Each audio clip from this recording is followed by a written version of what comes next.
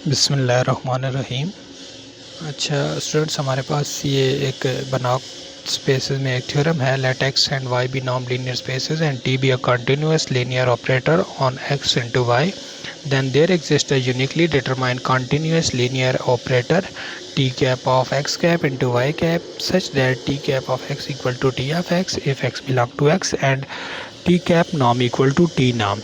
यानी हमने दो चीज़ें यहाँ पे शो करनी है। पहली चीज़ क्या शो करनी है कि हमारे पास अगर है एक्स से वाई कोई भी नॉन लीनियर स्पेस है और टी कोई भी कंटिन्यूस लीनियर ऑपरेटर है टी से वाई से, ये तो गिवन है। तो हमने पहली चीज़ ये शो कर रही है कि कंटिन्यूस लीनियर ऑपरेटर एग्जिस्ट कर रहा है टी कैप, ठीक है, जिसके लिए ये T cap of X equal है टी ऑफ एक्स के। सेकंड थिंग हमने ये शो करनी है कि ये जो टी कैप नाम इक्वल टू टी नाम, तो सबसे पहले उसके लिए हम टी कैप ऑब्टेन करने के लिए हम क्या करते हैं कि एक्स कैप ले लेते हैं, कोई भी बनाक स्पेस एक्स का एक एलिमेंट ले लेते हैं एक्स, और एक सीक्वेंस ले लेते हैं एक्स से एक्स एन जो कि एक्स कैप को कन्वर्ज कर रहा है। लाजमी बात है कि एक्स कैप एक्सटेंडेड स्पेस है, ठीक है, और बनाक है कंप्लीट है।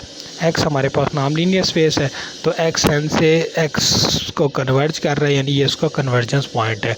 तो हम लेट करते हैं एक्स एन एक काशी सीक्वेंस है, और हमें ये पता है कि हर काशी सीक्वेंस कन्वर्जेंस है, और कन्वर्जेंस के लिए ये वाली जो कंडीशन है X N minus X M ये लेस देन एप्सिलॉन होती है, यानी ज़ीरो को अप्रोच कर जाती है।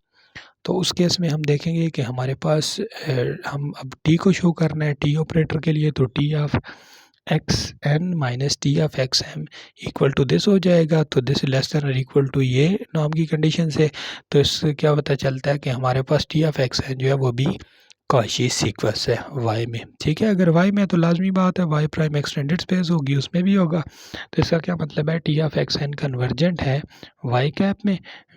रीज़न क्या है जो कि ये बता देता है कि वाई क्या है, वाई कैप क्या है, कंप्लीट है। क्योंकि लाजमी बात है कि एफ वाले साइन हम बनाक स्पेसिस के लिए लेते हैं और बनाक कंप्लीट होती है, ठीक है। अब लेट कर लें T of X N Y में कन्वर्ज कर रहा है, यानी ये कोई भी टी ऑफ एक्स एन जो कि कन्वर्जेंट है वाई में, तो हम ये लेट कर लेते हैं ये Y cap small Y cap को अप्रोच कर रहा है। तो हम एक डिफाइन कर लेते हैं कि टी ऑफ एक्स एन जो है उस पर अगर limit n approach to infinity ली जाए, तो ये लाजमी बात है वाई कैप इक्वल होगा टी कैप एक्स कैप के। तो ये इक्वेशन 1 ये इंपॉर्टेंट है, ये आगे भी यूज़ होगी। Limit N approaches to infinity T of X N equal to T cap x cap. अब हमने पहली चीज़ क्या प्रूव करनी है कि ये लीनियर है। तो लीनियर के लिए वही दो कंडीशंस कि फर्स्ट हम ये करेंगे कि लेट करते हैं जो टी ऑफ एक्स वन है वो limit N approaches to infinity X N की इक्वल है, और टी ऑफ एक्स टू जो है वो इक्वल है N approaches to infinity T of Y N, ठीक है। तो X one plus X two पे अगर टी कैप लेते हैं तो ये इसके इक्वल आ जाता है, और टी लीनियर है, टी दोनों पे लदा लदा चला जाएगा, लिमिट भी दोनों पे लदा लदा चली जाएगी, तो t cap x one plus t cap x two आ जाएगा। तो उसके बाद नेक्स्ट हमारे पास जो सेकंड कंडीशन होती है अल्फ़ा वाली, वो भी इजीली प्रूव हो जाती है, तो टी कैप लीनियर आ जाता है। अब कंटिन्यूस शो करना है तो कंटिन्यूस के लिए बाउंडेड शो कर दे तो वो काफ़ी होते हैं, ठीक है। तो उसके लिए हम सबसे पहले ये लेते हैं कि एक्स कोई भी इसका एलिमेंट है, तो इसका मतलब है एक्स एक्स का एलिमेंट है, तो बनाक एक्सटेंडेड स्पेस होती है, तो वो एक्स कैप का एलिमेंट है, ठीक है।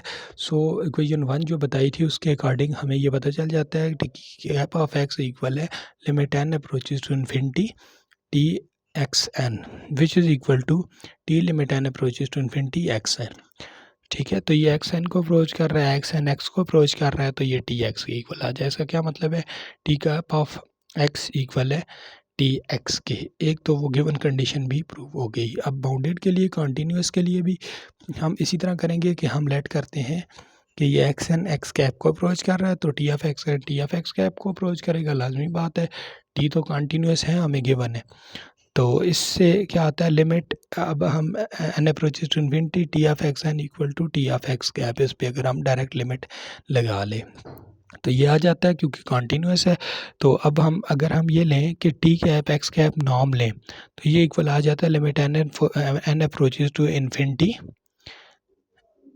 T of X N norm, ये आ जाता है, ठीक है। अब एक्स एंड एक्स कैप को अप्रोच कर रहा है तो ये आ जाता है विच इज़ लेस देन और इक्वल टू एक्स कैप। तो टी ऑफ एक्स एन अगर लेस देन और equal to any function any M x cap हो जाए तो इसका मतलब है टी कैप बाउंडेड है, ठीक है। यानी टी एक्स नाम इज लेस देन और इक्वल टू, अब टी नाम एम ले लें तो एक्स कैप ये बाउंडेड आ जाता है। अगर ये बाउंडेड है तो इसका क्या मतलब है, ये कॉन्टीन्यूअस है। अब आगे मज़ीद अगर इसको हम देखें तो अब हमने ये प्रूव करना है कि टी कैप नाम इक्वल टू टी नाम, यानी हमने ये वाली चीज़ प्रूव करनी है।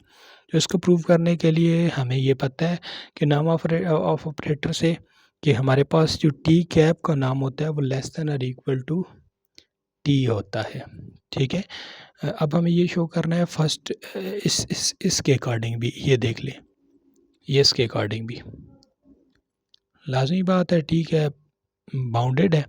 तो इससे भी हमें ये पता चल जाता है कि T cap of definition of नाम से मतलब टी कैप नाम इज़ लेस देन और इक्वल टू टी नाम, ठीक है। अब हमने ये शो करना है कि टी नाम इज़ लेस देन और इक्वल टू टी कैप नाम। तो हमने ये भी लिया हुआ है इक्वेशन 2 से पीछे कि टी ऑफ एक्स इक्वल है T cap of x less than और इक्वल टू दिस थिंग आ जाएगी। अब यहाँ से अगर हम देखें तो हमें ये पता चल जाता है कि इस इक्वेशन से टी कैप लीनियर है। अगर ये लीनियर है तो क्योंकि सुप्रीमम ऑफ टी एक्स नाम बाय एक्स जो होता है वो इक्वल होता है टी के, ठीक है। अगर सुप्रीमम इक्वल होता है तो इसका मतलब है अगर ये सुप्रीमम नहीं है तो ये लेस हो जाएगा टी कैप से, ठीक है, डेफिनेशन ऑफ नाम से।